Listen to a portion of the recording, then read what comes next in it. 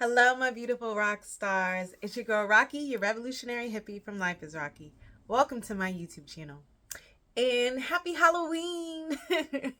Well, it's coming up anyway. And with that, I wanted to do just a beautiful reflection on my childhood and the childhood of my daughter and why representation is so important and how different it can be in a generation. So I'm a 90s baby, born in 92. So at that time, we had, I believe, Jasmine and Aladdin came out that year. Milan didn't come out until 98, but we also had The Little Mermaid, which came out in 89, and then Belle from Beauty and the Beast, I believe. I can't remember what year exactly, but she was definitely in the 90s. And then Cinderella and Snow White. So we had at least those. Oh, and Pocahontas. I believe Pocahontas was out by my fourth birthday. So those were the Disney princesses that we had. For Halloween, I dressed up as Cinderella. I dressed up as Belle from Beauty and the Beast. But that's all I really had. So for my daughter's second Halloween, last year we couldn't really get a Appa costume, so we got an Appa onesie, and then she also had an Appa hat. So we had that as a part of Avatar: The Last Airbender, the original Nickelodeon series, not the live action Netflix has, nor any movies that shall not be named. But my husband and I are going as Katara and Aang. Me as Katara, him as Aang, this year. But we wanted to do something different for our daughter. We still couldn't get the Appa costume. So we went with Princess Tiana. And, got it from Spirit Halloween. There we go. Princess Tiana. And this is so special to me because this wasn't an option. This wasn't an option for me growing up. And the fact that my daughter could be a black Disney princess, is very special to my heart. Because, and even like, yes, it's messed up that Tiana wasn't even human for majority of the Princess and the Frog. Yes, thoughts on that later. But the fact that we have someone to choose from, and of course they have since come out with a plethora of princesses of color. There's Moana. There's what's it called? Raya and the Last Dragon. There's who just came out? Mirabelle and Encanto, which is everybody's favorite. I see a lot of kids dressed up as Mirabelle, even when it's not Halloween. So we'll probably definitely do that one year. But yeah, there are more princesses of color. Asha from The Wish, which I didn't really like The Wish. I rewatched it because I got shoes, light up shoes with Asha on them for my daughter. And I was like, let me rewatch this. Yes, The Wish ain't all that cracked up to be. But she got a little black girl on her shoes. So again, things that were not an option for me growing up. So this is just really special to my heart. And I realized it when I got my daughter this Princess Tiana doll. Let's see. There we go. Princess Tiana doll. And it was the first doll that I had bought her. Now, remember, my daughter is 17 months old. She has 3 dolls right now. One was a gift from her cousin who lives nearby, and it's a little black cloth doll, and she has like a yellow bow and a yellow pretty dress on, and it's really cute. And she also got a doll for my mom, and that's like a little baby in a PJ set with a binky type of thing. And then we also got a doll from the Love Every play kit. But those were 3 dolls that I did not get my daughter. And this was the first doll that I got my daughter. And I was like getting emotional, about to cry. And I was like, why am I crying over getting a doll for my daughter? I mean, yes, it's the first doll I bought her, but it was also particularly that it was this. The Princess Tiana doll was the first doll I got her. And I realized my favorite doll growing up was Addie, the American girl, who was also a runaway slave. And the fact that my doll was a runaway slave and we went to a princess in a generation was very emotional for me. Because, like, again, We just didn't have the option. We just didn't have the option. It didn't exist. But shout out to Brandy for Cinderella, and shout out to Disney for making it officially canon with Disney Descendants Rise of the Red, where Brandy came back to reprise her role as Cinderella and make it official canon that she is Cinderella. So now I do believe that came out in the 90s too, but I don't know. I think the white Cinderella was still very prominent. So, but yes, shout out to Brandy as Cinderella. She will forever be the first Black Disney princess. And if you didn't catch in Princess and the Frog, when Tiana has to change her clothes and she gets dressed up in that blue dress, that is a nod to the first Black Disney princess, which is Brandy as Cinderella. So shout out to that and the creators in Princess and Frog for doing that, and Anika Nene Rose for playing her. And then they have Tiana's Bayou in Disney World. So give Tiana her respect. And they were supposed to come out with a show. I don't know what happened. But I am getting all this merch because even if the creators of Princess and the Frog at the time, which I believe came out in 2009, which I was either my junior year or going into my senior year of high school when Princess and the Frog came out, to just show you timeline, people. But like, yeah, they didn't give the Black girl, the Black woman, a lot of screen time. She was a frog for majority of the movie. So the first time we see representation, we don't even get it long.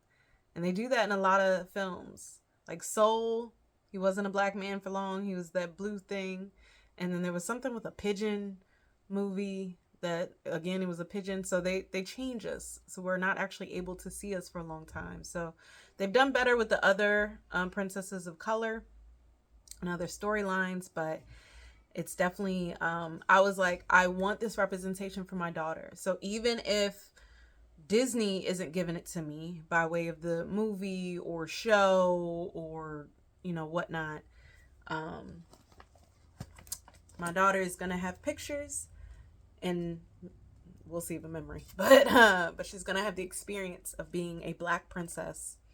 And then she's going to have the doll to play with to be a Black princess, because we're princesses too. We're royalty too. We're kings and queens, never porch monkeys. Dun dun. That was Nas' I Can, which was also a favorite song that I had when I was a young child. But yeah, it really means a lot. And no disrespect to Addie, because I loved her. I was very much into learning about the history of slavery and the strength and culture that maintained even through that experience. So, and I would love if my daughter read the American Girl books, but it is something special about getting to dress up as someone who looks like you.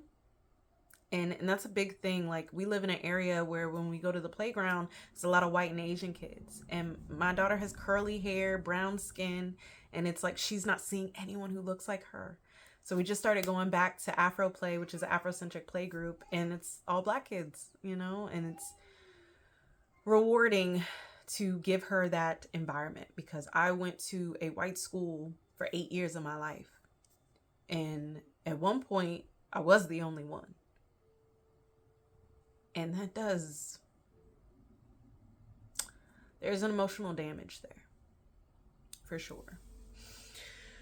But one thing that I love about my husband is he is first generation Guyanese, and his parents live in Guyana. So we actually are able to go to Guyana, which is in South America, but is a part of the Caribbean culture. And my daughter gets to be in a country that's majority Black and brown people and not be the minority.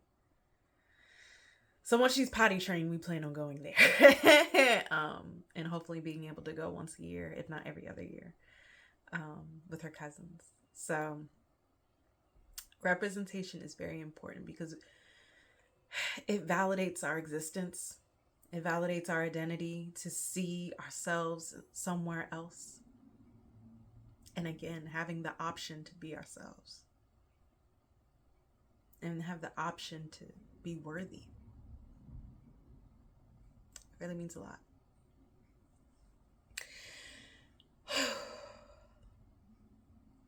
So I'm glad that the opportunity exists. I'm glad that I'm taking the reins on that and making sure that my daughter knows.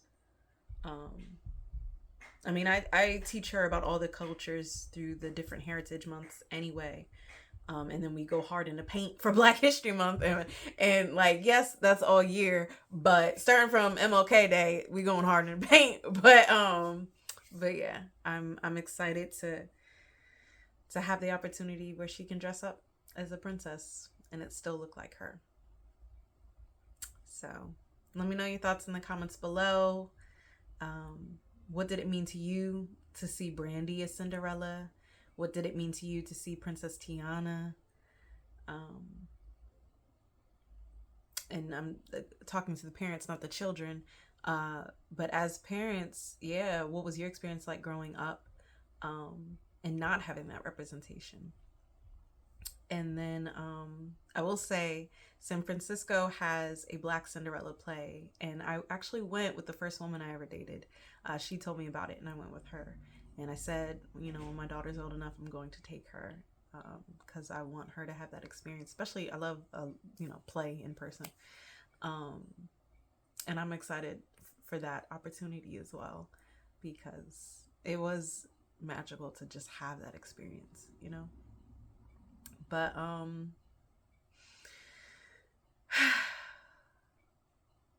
representation is key. But a reminder to those of us in the United States, even though we may be a minority here, we are people of the global majority. And it's imperative that we get out of this country to be reminded of that and to also not feel like the other. And I will say I've done an amazing job post-grad.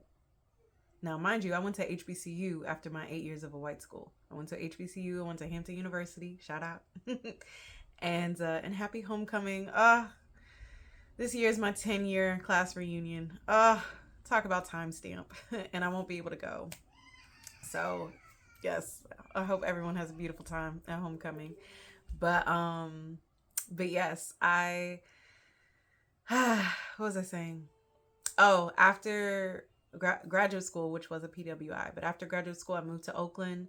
I worked at 2 Black practices. And now, I'm with my husband's practice. So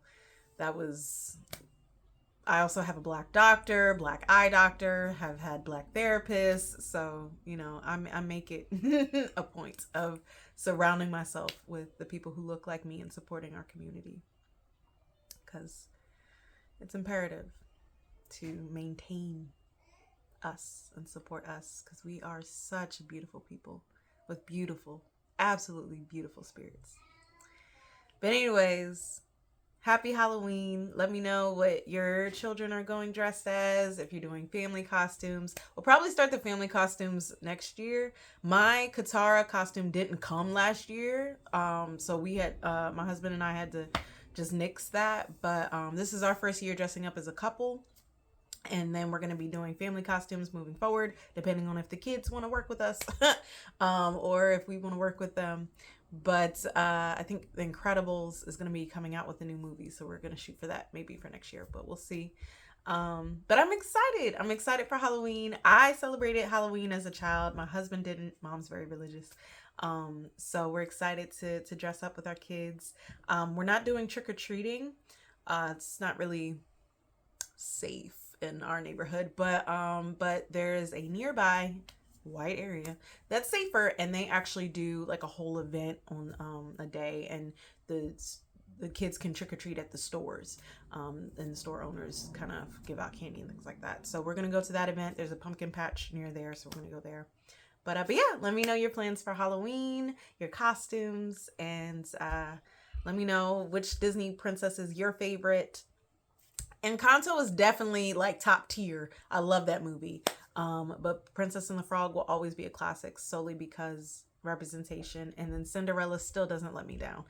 So thankful to Brandy and Whitney Houston for that experience. And Whoopi Goldberg. God, she's hilarious in that. But yes. And shout out to Disney Descendants and Rise of the Red for, again, making that official canon and giving me some more melanin along the way. But But yes, happy Halloween, happy holidays. Take care of you. Light and love.